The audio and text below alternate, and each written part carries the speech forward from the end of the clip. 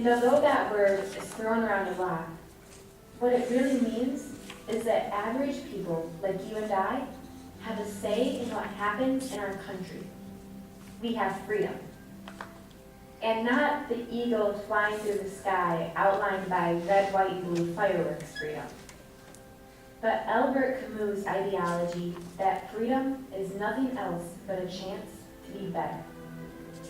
For 239 years, our nation has lived by that concept. The Civil Rights Act, women's suffrage, religious freedom, even having the first man to walk on the moon. We have a rich and progressive history because of the power we have put in our citizens' hands. However, in modern times, it would seem that people are losing faith in America.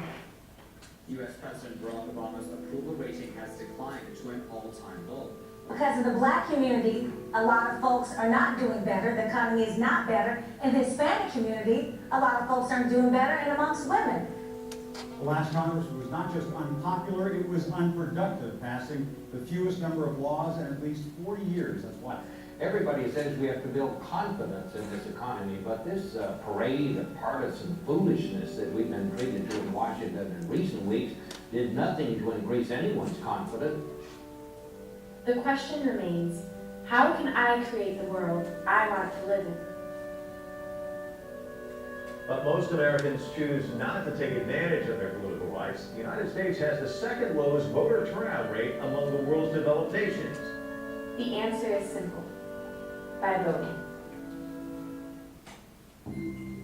Okay, so that was a quick preview of our video. It actually goes on to be 6 minutes, but we didn't want to have you guys watch an entire 6-minute video, but in that video we then explain how to vote and why you should. So why Brenna and I chose this project can be summarized a lot. We both, obviously as Brenna said, love America. We love the government. We both are unregistered voters. We both didn't know how to register to vote.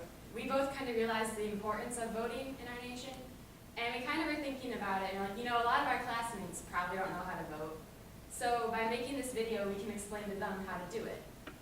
Plus we both plan to go on and study international and political stuff next year. So basically we chose this subject because we are both passionate about it.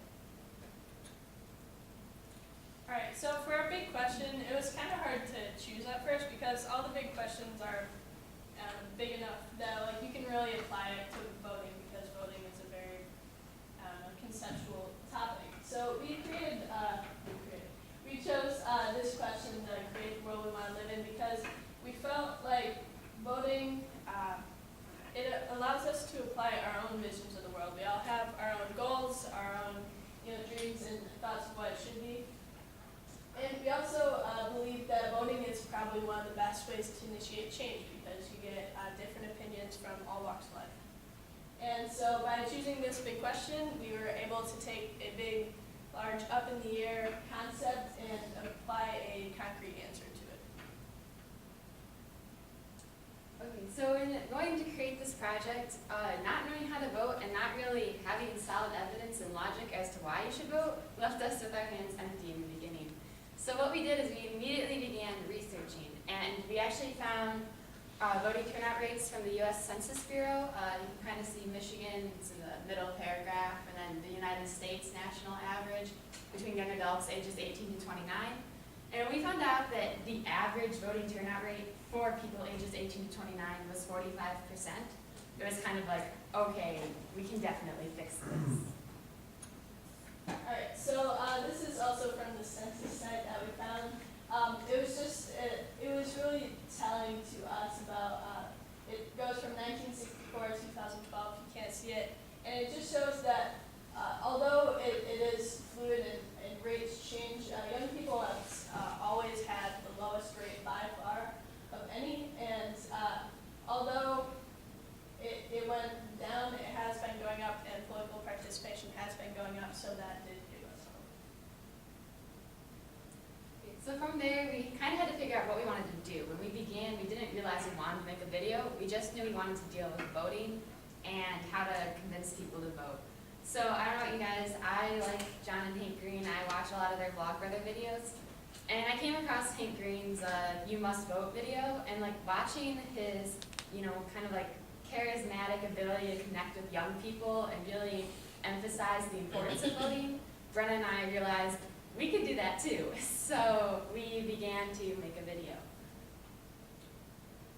Alright, so this was another text we used. It was a site that we found. It's kind of hokey, moving on, but it came from like late 90s. It was from Michigan. The Michigan government came out with it. And it was for teenagers that are graduating high school and obviously moving on. And it actually had a ton of really useful information about loans and apartments and college tuition. But it had a good section on voting, and it basically exactly answered our question about the rates right now, why we should vote and how to do that. They gave you a lot of options for that. I should check it out. So from there, once we had all of our research compiled, we began to write our video speech. We did this via Google Doc because we had different hours of AP Lit, so this allowed us to be able to work on the same document from 2 different places at 2 different times. Plus, when you write a speech that's 6 minutes long, there are going to be times when you really understand, like, okay, I'm motivated to write this, I have a great idea, and there are going to be times when we hit a wall and have no clue what to say. So by having this Google Doc available to us at both times, if I ran out of ideas, Brenna would be able to hop in that night and work on it, and then when she ran out, I'd be able to hop in, and we'd meet together and work on it. It just was a great use of technology. Okay. The slide also has sound, yeah. So we also, once we had our speech, had to find the perfect soundtrack. So we chose the Lincoln soundtrack because America. What it is it kind of is emotional. It has, like within the entire soundtrack of the movie, there's the happier songs, there's the sadder songs. So it gave us a lot of variety to choose from in the different parts of our video and what we wanted to portray. And ultimately, it does sound really patriotic. So I chose that soundtrack. Alright, so also in our video, we found a lot of footage. Obviously, you can see Pure Michigan commercial.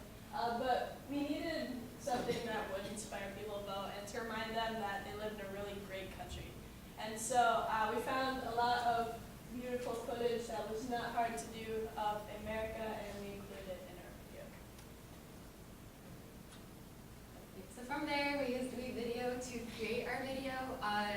Yeah, you might laugh because it's not the greatest video making resource, but Brenna and I are not technology gurus, and both of us knew how to use WeVideo from our I Believe projects, so we were able to apply that knowledge to use this technology, the only one we knew how to use really, and we also logged on with the same account, so we were able to work on it together at the same time, which was really cool because it's hard to make a 6-minute video.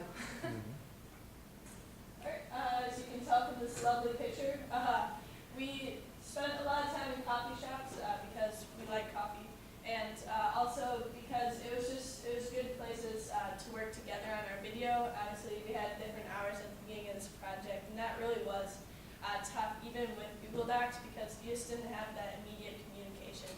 And so we did have to take quite a bit of time out of school to just get together and to have flow of conversation, make sure we were always on the same page with what we wanted to do. Okay, so you guys might be wondering, okay, you made this awesome video, what do you plan to do with it? So we broke it down into a 3 kind of step process on what we plan to do with this video. So first, probably next week, we are going to be presenting to social studies classes. I know I have 4th hour Law 1, Brenna has 4th hour AP Government. We're both really good friends with most, probably all of the teachers in the Green Pod, just because we both like that subject so much. So we'll be presenting to the current students in MPHS. Then we are also going to copy the video onto a flash drive and give it to the Green Pod teachers so that even once we're gone, it can continue to be shown to younger generations on how to vote, because the process really doesn't change that much, only the precincts do. So by doing that, we'll be able to leave a legacy on this is how you vote from Katie and Brenna. And then, I'm kind of silly, but we're nerds. We plan to share our video with President Obama via the White House's Tumblr page. He probably won't see it or respond, but I mean, who knows? Alright, so we actually learned quite a bit in this project, even though, we had a good passion coming in. There was a lot of, although it was simple to do, there's a lot of step-by-step processes for voting, especially when you're doing it your first time, and if you're going out of state or you're in state, you're somewhere else, and it's complicated if you don't, read the directions. And so we found out that, and hopefully we made it clear to how to be able to do that. We found out both of us are going out of state for college, so each state has slightly different requirements for what you need to do when you vote. And if you just go to your states.gov website, it has that clearly up front. And we also learned a lot of recent statistics about young voting. It's really not where it should be. 38% in 2012 is not a great thing. Come on, guys, you can do better. But it also gave us more inspiration to keep going with our project because we knew that it was needed.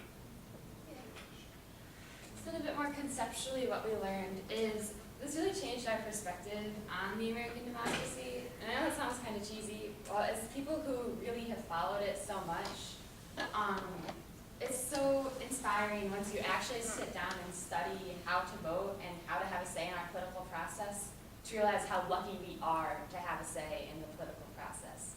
I know people really Obama's approval rating's down, young voters aren't turning up to vote. There's so many reasons nowadays it seems people find excuses to just really dislike America. And that's not to say that America doesn't have its flaws.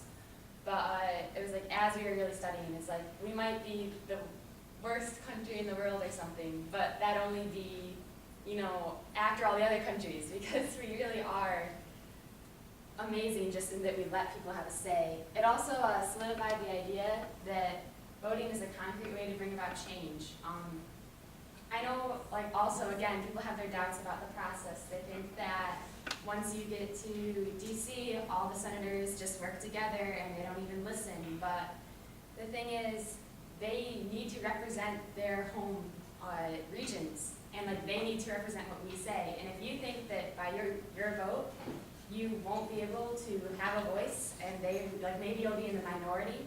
The thing is that even if 60% of the people who vote say something that you don't agree with, and the congressman goes on to represent that 60% idea, that 40% idea was still vocalized. And then anyone planning in the future to run against that congressman, or if that congressman needs more support, they will remember that 40%. So don't let statistics or the idea of partisan politics let you feel discouraged in the process. And then lastly, it did kind of playing off that, it changed our perspective on the accessibility of influencing the government. I mean, it's cheesy and it's idealistic, but really, they have to represent what we want them to represent. And by voting, we're able to voice that.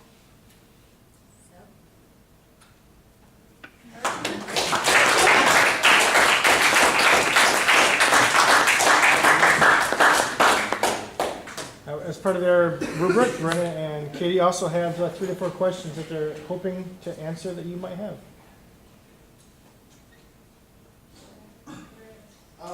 With sharing the video to the White House's Tumblr page, you guys heard that Obama got his own personal Twitter, right? I heard that recently, yes. But So, I don't know, did you have tweet Twitter? it at him? I don't have a Twitter. I don't either. Yeah, we don't have Twitter. How can you do it? Come on, dude. They're waiting for somebody to how to create a Twitter handle presentation. Just kidding. Probably gets Just add Obama. Hey, check this out. We made this movie. Austin? Yeah, how do you guys how do you guys share the video in that coffee shop? What?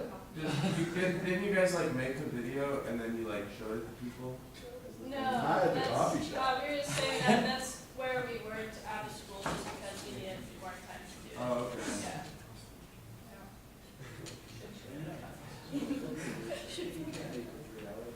Where can we find the video? Video?